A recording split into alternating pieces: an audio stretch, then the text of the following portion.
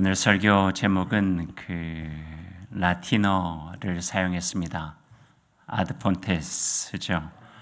라틴어를 안다고 자랑하려고 하는 것이 아니라 종교개혁 주일에 우리가 기억하면 참 좋을 단어이기 때문에 오늘 아드폰테스라고 하는 단어를 오늘 설교 제목으로 삼은 것입니다. 그 뜻을 보자면 아드폰테스, 아드는 어떤 곳을 향하다 하는 의미가 있고요. 폰테스는 파운틴, 그러니까 샘의 근원, 이렇게 이야기를 해도 좋을 것 같습니다. 붙여보면은 샘의 근원을 향하여, 이런 뜻이 바로 아드폰테스입니다. 샘으로 돌아가자, 원천 근본 본질로 돌아가자, 이런 뜻이 이 아드폰테스에 담겨져 있죠. 어원이 되어져 있는 성경 구절은요, 시편 42편 1절의 말씀인데요. 목마른 사슴이 시냇물을 향하여 나아간다. 여기에서 아드폰테스라고 하는 단어를 가져오게 된 것입니다. 이 시편 42편의 원어를 보면은 아드폰테스 아쿠아룸이에요. 아쿠아룸은 어디서 많이 들어보신 것 같죠? 예, 샘의 근원으로 우리가 향하여 나아가자, 이런 의미죠. 성경에 보면은요, 이 아드폰테스, 특별히 샘이라고 하는 부분이 꽤 많이 강조되어서 표현되고 설명이 되어져 있습니다. 어떤 분이 샘에 대한 설교를 하겠다고 성경에서 찾아보니까요, 쉬운 2번이 있대요. 그래서 1년 52주를 샘으로 설교를 했대요. 그래서 그분이 그냥 농으로 하는 이야기가 한 해 동안 교우들이 물고문을 많이 당했다고. 샘, 물, 계속 거기에 대한 답니다. 그만큼 성경은 물과 샘에 대해서 굉장히 중요하게 다루고 있는 것을 보게 됩니다. 다 소개해 드릴 수는 없겠죠. 쉬운 2번의 그 샘과 물에 대해서요. 하지만 몇 곳만 제가 여러분과 함께 나누고 싶습니다. 창세기 16장 7절 말씀을 보면은 여호와의 사자가 광야의 샘물 곁 곧 숲길 샘 곁에서 그를 만나, 이런 부분이 있어요. 여기서 그는 하갈이에요. 아브라함과 사라의 여종이었다가 나중에 쫓겨나죠. 쫓겨나 있는 하갈이 메마른 땅에서 황량한 곳에 헤매고 있을 때 하나님께서 천사를 통해 가지고 그를 보살펴 주시는 내용이 나오고 있습니다. 그러니까 하나님은요, 모든 사람을 돌보시는 분이세요. 특별히 안타까운 사람, 아픈 사람, 외로운 사람, 힘드신 사람, 천사를 보내시든지 본인이 직접 가시든지 그래서 돌봐주셔요. 돌봐주시는 그 상징 하나가 샘 곁이에요. 샘 곁. 여호와는 나의 목자시니 내게 부족함이 없으리로다. 그가 어디로 인도해 주십니까? 쉴만한 물가로. 쉴만한 물가로 인도하신다 하는 것은 성경의 민족은 거의 광야의 민족이고 물이 귀한 민족이기 때문에 물만 제대로 마실 수만 있어도 그들의 마음은 위로가 되고 풍성해질 수 있는 것이죠. 그러니까 하갈을 샘 곁에서 천사를 통해서 돕게 하시는 하나님의 돌봄이 이 성경 말씀 속에 있습니다. 아드폰테스, 오늘이 창세기에 있는 샘으로 돌아가라는 것은 하나님의 위로와 하나님의 돌봄과 하나님이 보살펴 주시는 곳으로 우리가 나아가자. 세상에서 받을 수 없는 위로를 하나님을 통해서 우리가 받을 수 있다고 하는 고백이기도 합니다. 두 번째는요, 샘은 물이 귀한 낯선 땅에 더부살이를 하고 있었던 이삭에게도 굉장히 중요하게 보여지고 있는 모습을 성서를 통해서 우리가 만나게 됩니다. 창세기 26장 19절 말씀 읽어드릴게요. 이삭의 종들이 골짜기를 파서 샘의 근원을 얻었더니, 그래요. 낯선 곳에서 살아가다 보면요, 원주민들의 눈치를 볼 수밖에 없죠. 늘 위험이 있고 또 불안하기도 하고요. 왜냐하면 내 땅이 아니었잖아요. 우리 땅에 살고 있는 이주민들도 같은 심정이겠다 생각이 되어져요. 이곳저곳으로 옮겨 다닐 수밖에 없었던 이삭의 가련함을 아신 하나님께서 그에게 복을 주셨는데 가는 곳마다 땅을 파면 샘이 솟아나는 거예요. 이게 예사롭지 않아요. 왜냐하면 거기에 살던 민족은 아무리 노력을 해도 셈의 근원을 만나기가 결코 쉽지 않았거든요. 그런데 이삭이 파면은 셈이 나오는 거예요. 그러니까 그 낯선 땅에서 그들을 위협하고 있었던 사람들이 어떤 생각을 하냐면 저들은 하나님께서 함께 하시는구나. 그러니 그들이 땅을 파면은 셈이 나오지. 그러니까 하나님의 은총, 하나님의 사랑이 셈을 통해서 보여주신다는 거죠.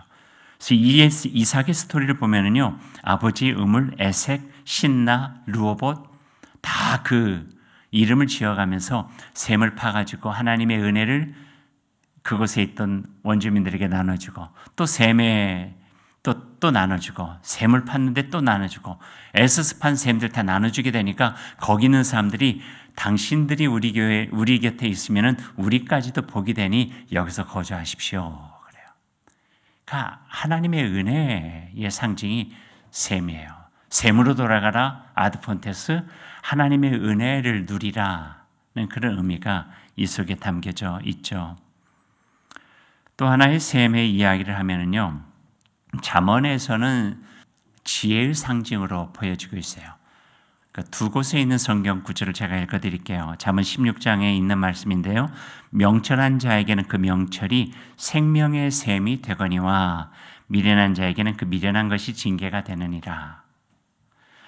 잠언 25장에 있는 말씀, 의인이 악인 앞에서 굴복하는 것은 우물이 흐려짐과 셈이 더러워짐과 같으니라. 그러니까 셈은 지혜의 상징인데 지혜의 상징을 잘 하나님 안에서 가꾸면 생명의 물이 거기서 솟아나 많은 사람들에게 그 지혜의 셈에서 나오는 생명과 같은 말씀으로 덕을 베풀고 사랑을 베풀고 바른 길로 인도하고 너무나 좋은 일이 많이 있다 하는 거예요. 그런데 잠언 25장에서 경고하듯이 우리가 그것을 잘 가꾸지 않으면은 혼탁해지고 흐려져서 더러워져서 먹지도 못할 뿐만 아니라 다른 사람들에게도 여러 가지 유익을 주지 못한다 하는 말씀이에요. 이걸 통해서 보면은요, 우리에게는 모두가 다 셈이 하나씩 있어요. 저에게도 셈이 하나 있고 여러분에게도 셈이 하나가 있고 그것을 어떻게 잘 가꾸느냐 하는 건데 잠언은 우리들에게 어떤 지혜를 주시냐면요, 우리가 가꾸려고 하는 데에는 한계가 있다는 거예요.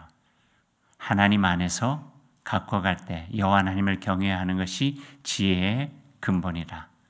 그러니까 하나님의 말씀으로 가꿔가고 하나님의 사랑 안에서 가꿔가고 하나님 뜻 안에서 가꿔가면 그 셈은 더 맑아지고 더 귀해져서 나뿐만 아니라 그 셈을 통하여서 모든 이웃들에게 더 복의 원천이 되어지는 삶으로 살아갈 수 있다. 이렇게 표현해 주고 계십니다.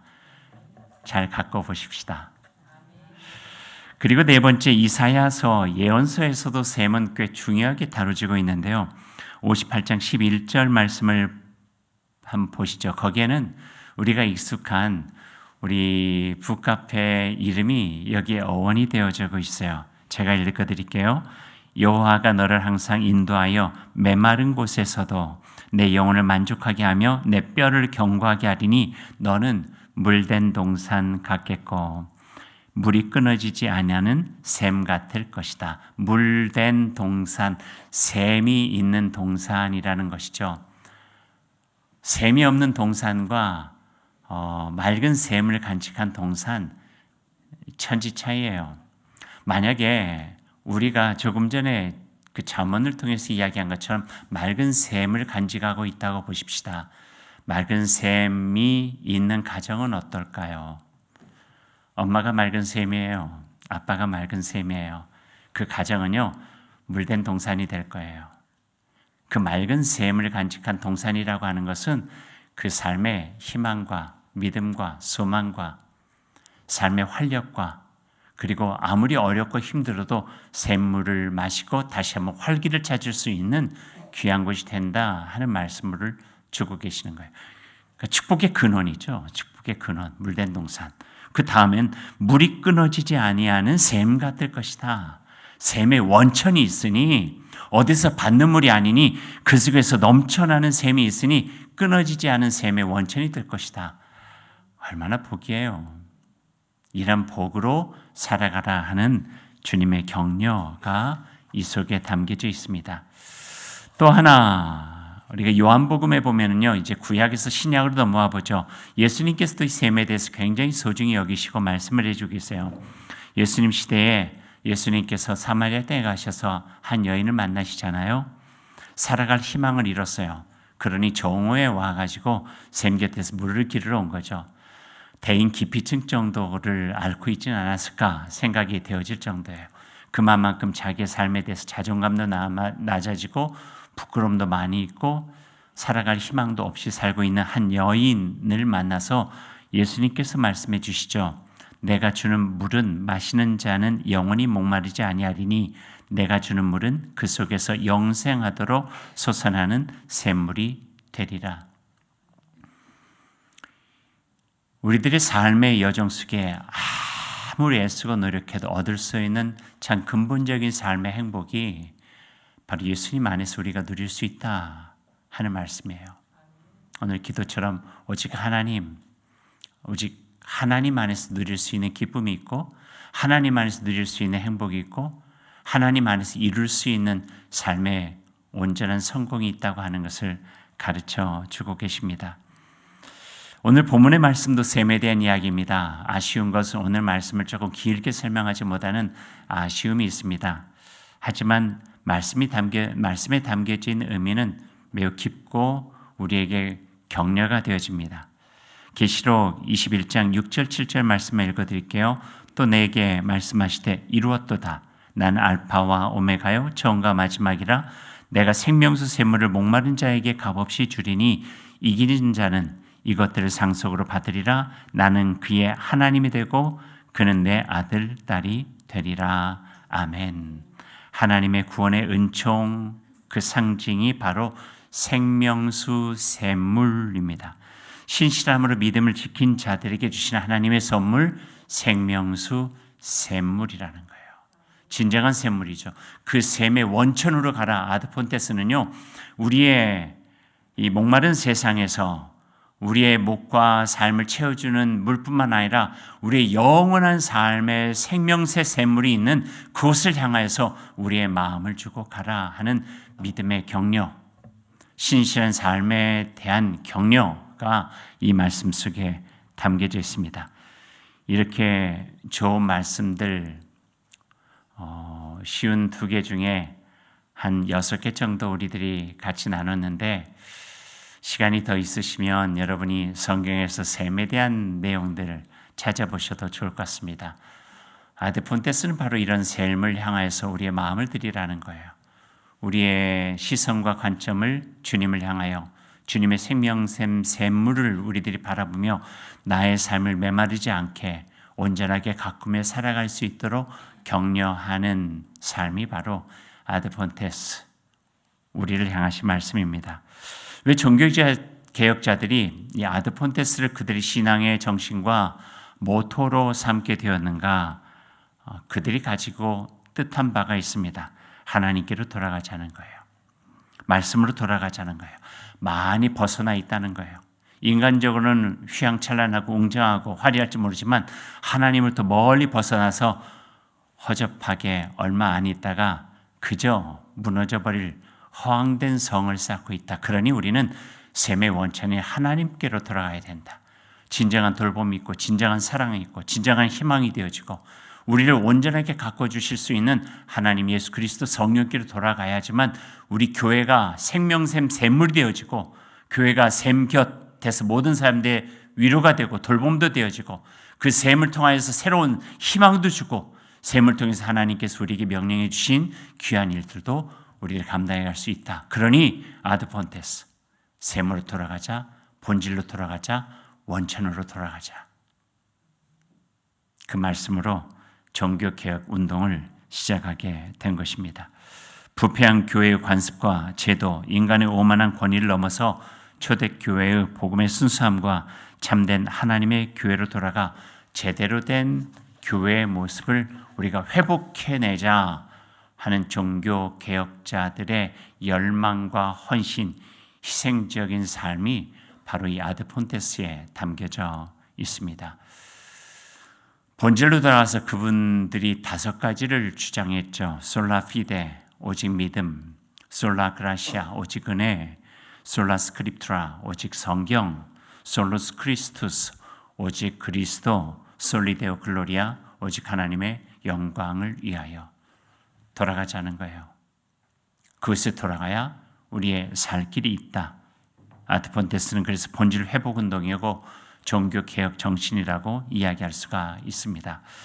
아드폰테스를 사자성어로 하면은요, 그 한문으로 이렇게 표현할 수 있어요. 역시, 귀, 본. 예전에 한번 말씀드린 것 같은데, 역시 시대를 거슬러서 귀, 본, 본질로 돌아가자 하는 거예요. 그저 나태하게 사람들도 그렇게 가니까 그저 그렇게 따라가지 말라는 거예요. 우리가 향해야 될 것이 어디인지를 분명하게 또렷이 바라보고 그것으로 갈 수 있는 길을 분명하게 삼자는 거죠. 그래서 좁은 길이지만 기쁨을 가지고 그 길을 걸어갈 수 있는 믿음의 용기를 갖자는 것이 바로 오늘 말씀 우리를 향한 신앙의 격려입니다.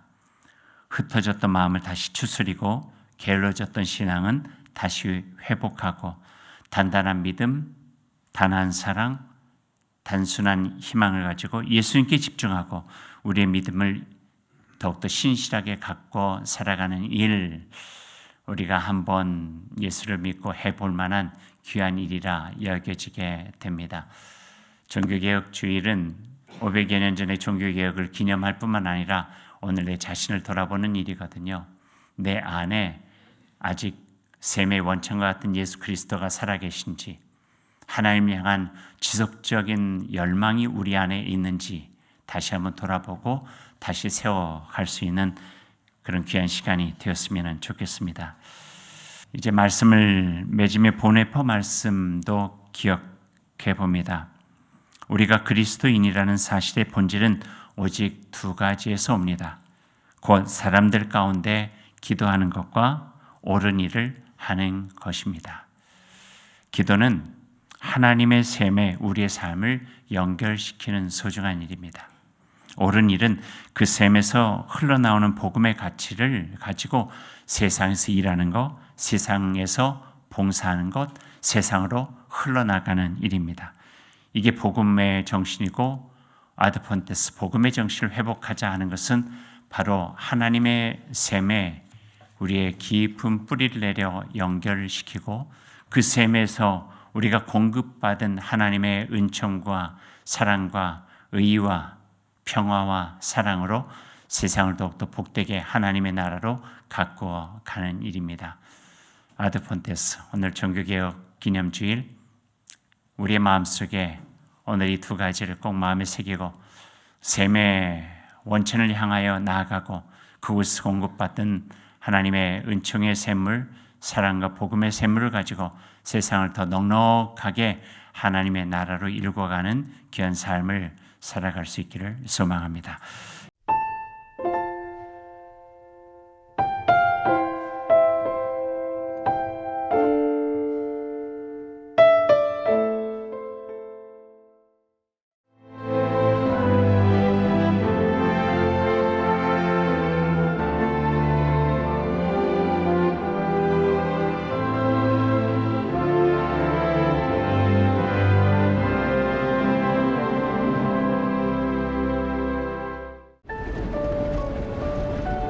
떠나는 길이 험난한 걸 알면서도 반드시 가야 하는 곳이 있습니다.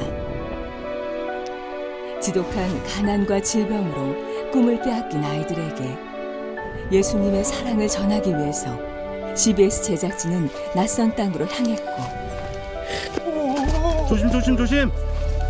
그곳에서 위험한 순간들을 마주해야 했습니다. 부러진 거. 부상도 각오하고 떠난 길이었지만 예상보다 그 여정은 쉽지 않았습니다. 안 될 것 같아. 그냥 밴드 하나만 주세요. 그냥 붙여서 가야 될 것 같아요. 한 1000m 정도 되는 거예요. 해발. 근데 한 700m 정도 내려오는데 보시다시피 길이 너무 험하고 비까지 내려가지고 위험해요. 힘들게 찾아간 땅 끝에서 우리는 예수님의 눈물을 보았습니다. 아파하는 이 아이들의 모습을 카메라에 담아 시청자들에게 전해야 하는데 누구보다 먼저 아이들의 고통을 접하기에 감정의 무게를 견뎌내야 하는 것도 제작진의 몫입니다. 촬영을 하는데 파리 한 마리가 계속 애 얼굴에 붙어 있는데 그걸 촬영을 해야 되니까